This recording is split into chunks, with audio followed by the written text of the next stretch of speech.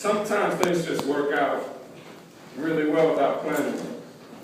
On a sermon about perseverance and commitment, I did not realize they were going to sing a hymn saying, "The longer I serve him, the sweeter he grows."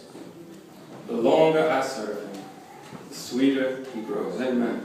Our passage this morning says, "Therefore, since we are surrounded by so great a cloud of witnesses, let us lay aside every weight and the sin that clings so closely, and let us run with perseverance the race that is set before us, looking to Jesus, the author and perfecter of our faith, who for the sake of the joy that was set before him endured the cross, disregarding its shame, and has taken his seat at the right hand of the throne of God.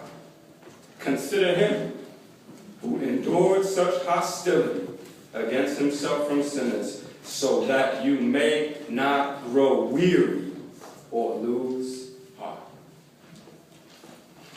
Therefore, since we are surrounded by a great cloud of witnesses." The chapter before is the famous Hall of Faith chapter. Chapter 11 of Hebrews says, by faith the world was created. By faith, Abraham left his home country to go to a land that the Lord showed him. By faith, Abel offered a better sacrifice. By faith, and it just lists the names of the great people of faith. It lists the names of the great men and women of faith who by faith they persevered onto holding onto the promise of God, even though the passage says, even though they did not get what God promised, they still held on by faith. But it also even mentions that there are individuals whose names we do not know, and yet they too, by faith, held on to the promise of God. These were the individuals who, as a writer says, may have changed the world even though they did unhistoric works and they rest in unvisited tombs.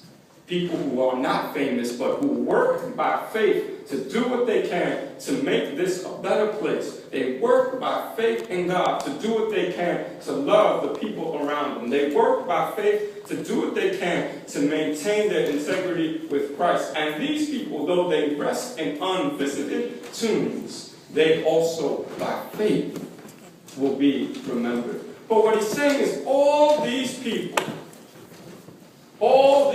of faith, the famous and the ones who you may not know their names, all of them are surrounding us as witnesses, watching us run this race.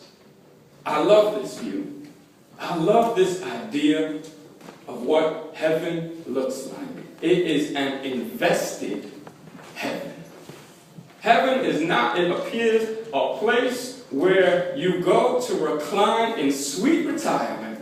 That the moment that you get saved and the moment you pass away, you enter the pearly gates and you say, "Where is my luxury condo? I am ready to rest by the seaside, to relax for the eternity." This is not the view of heaven. This is not the view of the saints after they pass away. The view of the saints as they pass away is not where they recline as if they don't care about what happens on earth. Actually, it's a view where all of them are seated almost as if in a balcony, watching us who remain. See, that's how you know you probably deserve or have the heart to make it there, because you care. These people, though they are with the Lord in heaven, they are watching us to make sure we finish this race. They are not reclining, ignoring us. They are invested in all us Christians who remain to make sure we finish this race. They are watching and waiting and encouraging us to run this race with perseverance so that we can finish it. It is a beautiful image where we are being watched and cheered on, hoping, having people hope that we run and keep going. Having people watch and cheer us on, that we keep on fighting the good fight and running the race with perseverance. Therefore, we, though we may feel alone, are not alone. For not only is God with us, but there are others who are watching us too. It's a beautiful, beautiful image. Are y'all all right? I'm serious, y'all, this morning. Last week was the marathon. And so, the marathon's the marathon. We finally got a marathon. And I saw in one of the newspapers that there is a group of people. You know, the marathon has its elite runners, the guys who get paid to run marathons, the guys whose living it is to run marathons. And they run a marathon in about 2 hours. The man ran it in 2 hours, the woman ran it in 2 hours and like 10 minutes. It takes us sometimes 2 hours to get from Elmhurst to 34th Street in a car. But they ran the marathon in 2 hours. That's amazing. But there's another group of people called the sub-elites.